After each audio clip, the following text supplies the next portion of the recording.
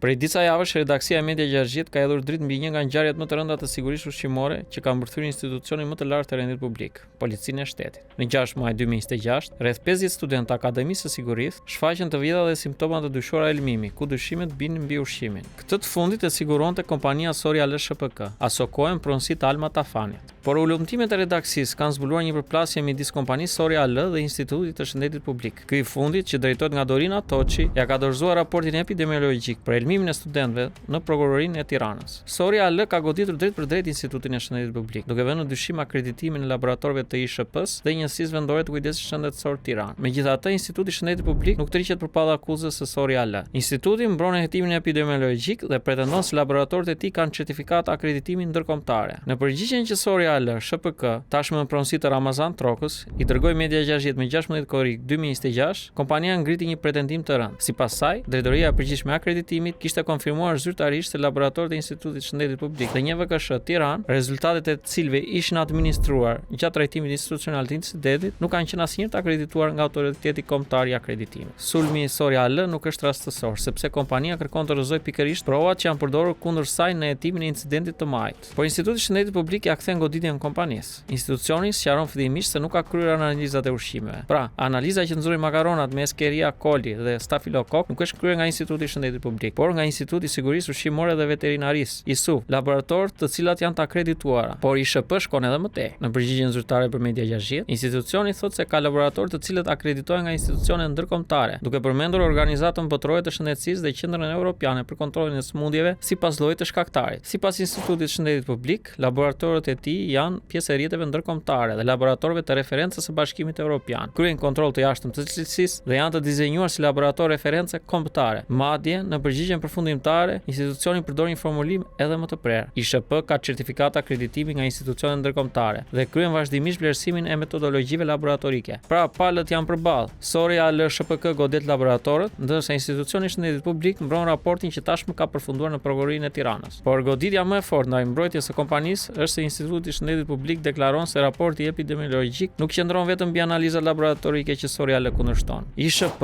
shpjegon se hetimi epidemiologjik mbështetet te intervistat me studentët e policisë, ushqimet që ata kanë konsumuar, historia e ekspozimit, koha e shfaqjes së simptomave, identifikimi i rasteve, shenjat klinike, kontaktet dhe lidhjet mes tyre. Laboratori, sipas Institutit të Shëndetit Publik, konfirmon një patogjen dhe plotëson hetimin, por nuk është elementi i vetëm mbi të cilin përcaktohet burimi i ngjarjes. ISHP shkon deri aty sa deklaron se hetimi epidemiologjik dhe analizat brenda tij mund të kontribuojnë deri në 80% të zbulimit të burimit të mundshëm të një infeksioni, ndërsa laboratori që konfirmon patogjenin kontribuon në rreth 20%. Instituti shpjegon gjithashtu se në një shpërthim epidemik të shkaktuar nga ushqimi mund të identifikohet produkti më i mundshëm edhe përpara se të jenë gati rezultatet e konfirmimit laboratorik. Me këtë përgjigje, Instituti i Shëndetit Publik i heq Sorial argumentin kryesor të mbrojtjes, sepse sipas institucionit, edhe një sulm ndaj laboratorëve nuk mjafton për të rrëzuar hetimin epidemiologjik. Kompania Sorial SHPK ka deklaruar se shqetësimet e kursantëve u shfaqën pas drekës, ndërsa makaronat që dolën jo konforme i përkisnin darkës dhe nuk ishin konsumuar nga asnjë kursant. Sorial në drejtimin e Ramazan Trokës tashmë pretendon gjithashtu se mostra e makaronave nuk ishte marrë nga kampioni zyrtar i ruajtur, por nga banaku i shpërndarjes, pasi produkti kishte qëndruar aty për më shumë se 6 orë. Nëse kjo kronologji provohet, makaronat nuk mund të paraqiten automatikisht si shkaku i simptomave të shfaqura më herët. Por këty hyn në lojë pikërisht raporti i ISHP-s, sepse nëse hetimi epidemiologjik ka analizuar se çfarë kanë ngrënë kursantët, kur kanë ngrënë, kur kanë shfaqur simptomat, çfarë simptomash kanë pasur dhe çfarë rezultatesh kanë dalë nga materialet biologjike, atëherë ky raport mund të tregojë nëse burimi i dyshuar lidhej ose jo me ushqimin ofruar nga Sorial. Dhe ky raport tashmë nuk është më vetëm në zyrat e Institutit të Shëndetit Publik. Në përgjigjen e fundit të datës 7 gusht 2026, Instituti i Shëndetit Publik konfirmon për Media Gjaxhit se për ngjarjen është regjistruar një procedim penal në prokurorinë e Tiranës. Më tej,